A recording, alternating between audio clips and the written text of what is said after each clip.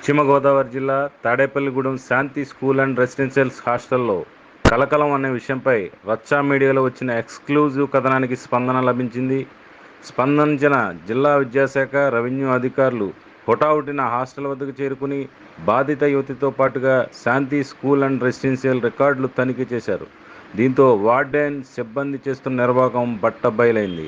FCI colony road number 6లో boys, road number 7లో girls hostel, రెండు చోట్ల నిబంధనలకు విరుద్ధంగా హాస్టల్స్ నడుపుతున్నట్లుగా తెలుస్తోంది. 1 నుంచి 5 వరకే హాస్టల్ నిర్వహించడానికి పర్మిషన్ ఉన్నా అనుమతులు లేకుండా పై తరగతులు నిర్వహిస్తున్నారని అధికారులు ప్రాథమిక అంచనాకు వచ్చారు. అపస్మారక స్థితికి చేరుకున్నటువంటి యువతి వైద్య పరీక్షల నిమిత్తం ప్రభుత్వ ఆసుపత్రికి తరలించారు అధికారులు. యువతి అపస్మారక స్థితికి ఎందుకు చేరుకుంది, అసలు ఆ 2 హాస్టల్స్లో ఏం జరుగుతుంది అనే విషయాలు సమగ్ర విచారణ అనంతరం పూర్తి వివరాలు తెలియజేస్తామని అధికారులు వెల్లడించారు.